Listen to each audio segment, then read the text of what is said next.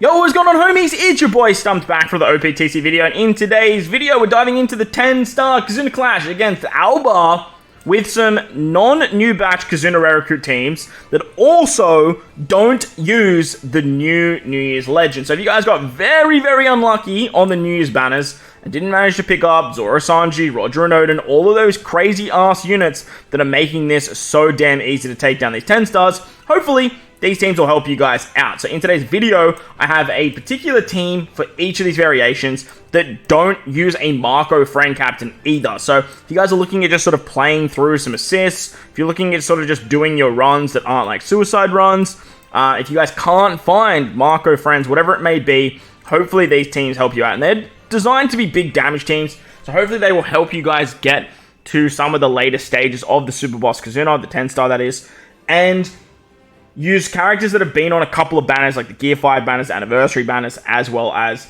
this New Year's banner too. But if you enjoy the video, bell, like button, hit the subscribe button, do all that good stuff. With that said, let's dive into the first variation.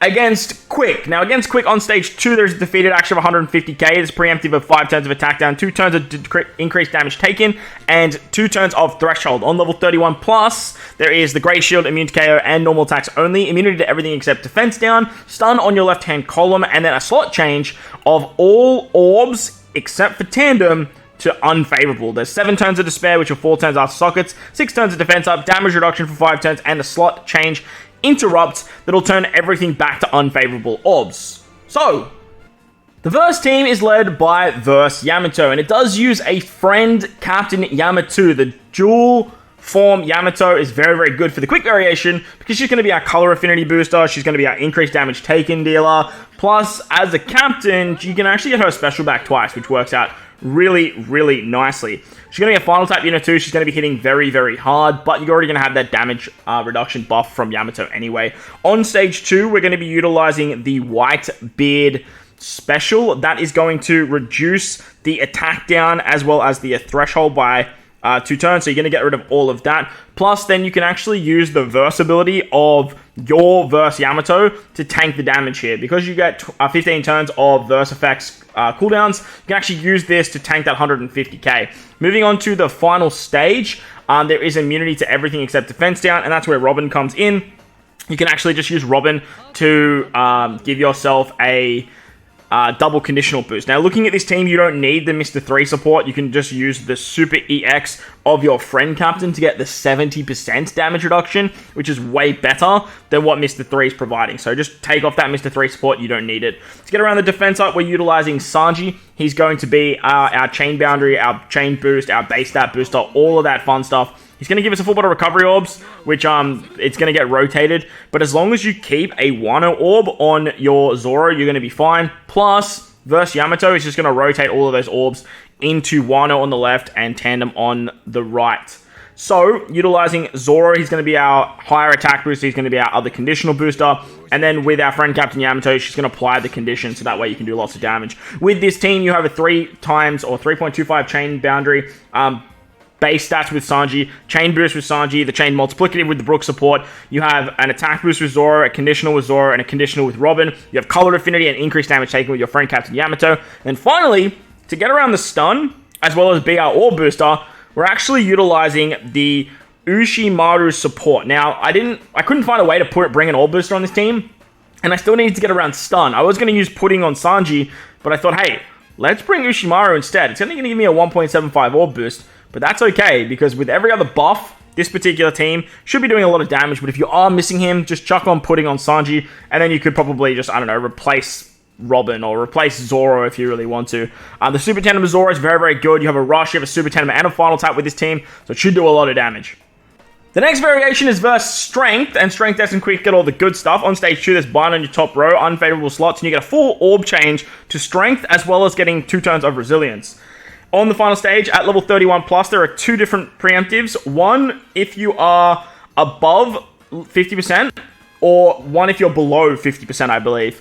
On the starting state of if you're above level 50%, you are going to have to worry about the immunity to KO, percent damage reduction, all that fun stuff with normal attacks only. Immunity to defense down, to everything except defense down, increased damage taken. 7 turns of defense up, 13 turns of despair, which you go down to 10 after sockets. a slot bind for your top row, and then a intimidation for slot effect boosts and conditional boost by -1 turn. If you're below 50%, from what I can see here, you are going to have to basically deal with the same thing. However, you're not going to have to worry about the despair, which really isn't a problem. But if you use a forced defense down or defense down, like anyone that just removes defense down or just applies defense down, you are going to get removed beneficial effects only. So just be mindful of that. But to get around this, it's fairly simple. We can do something like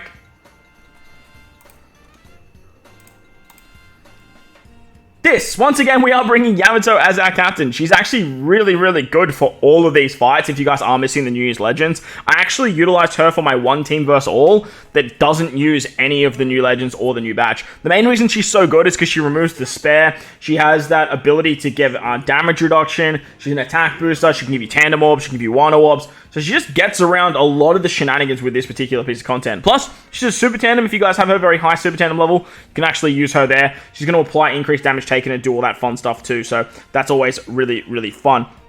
On this particular team, we are going to be using Zoro as our attack booster once again. He could be our second conditional. However, you don't have the condition of increased damage taken unless you use Yamato's super tandem. So we are going to use Yamato's super tandem with this particular team. You want to run the Otama support on Zoro if you have it. I totally forgot to mention that because Yamato is going to trigger a little bit earlier than Zoro if you tap Sanji, Robin, and then Yamato. Like I said, the upside to using Yamato's super tandem here is purely just so that way we can get that extra conditional attack boost. With setting defense to 0, I'm pretty certain that it works in the way that if you're over 50% HP, you are going to be fine to use Robin. However, if you're not, you can just use the Onami support on Sanji. That's going to set defense to 0, and then you can just use Robin to be your conditional booster. That's going to work out absolutely fine. Then we've got Luffy and Ace. Luffy and Ace are going to be used on stage 2. And the reason we're going to be using Luffy and Ace on stage 2 is because they're going to remove the bind as well as get around the resilience, which is super, super nice. That's going to work out very, very hunky-dory. And from there, we are going to be in a really, really good spot to just kill stage 2. You get a full bot of strength orbs, which Roger and Odin turn into Wano orbs, which is going to be really, really fun, because then that way you can actually use their Super EX if you really want to. Actually, no, don't think we can get the Super EX. Yeah.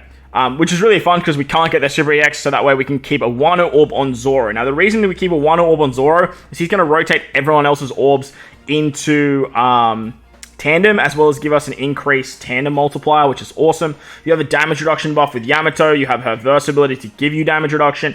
Plus, then Roger and Odin are going to be your orb booster as well. So, remember, the quick units are hitting a lot harder here. So, ideally, you want to start the rush with Sanji, move into Yamato, then hit with Robin, finishing it off with Luffy and Ace, Zoro, and then you have the... Well, actually, you can use Robin's final tap, actually, now that I'm looking at it. So you could use the rush of Sanji, the super tandem of Yamato, hitting with Zoro, moving into Luffy, Roger and Odin, and then finishing with Robin there. So this team should do a lot of damage. Like I said, if you have the Otama support, you can get more damage by slapping it on Zoro. You can use the Vivi support as well if you don't have Momo on Luffy and Ace. That's going to work absolutely fine as well. So you have a lot of room to sort of wiggle with this particular team, and you have some resistance and all that sort of fun stuff as well. The final variation is against Dex, and shooters, striker, and powerhouse characters get all the good stuff. There's percent damage reduction of 95% on stage 2, and a damage reduction of 5 turns. Plus, there's a 10,000 burn as well, so be very, very careful there, because it's a lot of damage. On the final stage, you are going to have to deal with the Grey Shield, immunity to KO, and normal attacks only. There is immunity to everything except defense down. Plus, you get an attack down if you're below a 3.5 times chain boundary. 6 turns of resilience, plus all type orbs will have a lower multiplier. Plus, you get decreased chain multiplier growth rate by 0.1 for 5 turns. And there is 6 turns of threshold. Plus, if you use any conditional boost, there is going to be a remove beneficial effects of accumulated values, which is very, very annoying because they just really want you to use Ace here. But I did some fun stuff with Kaido.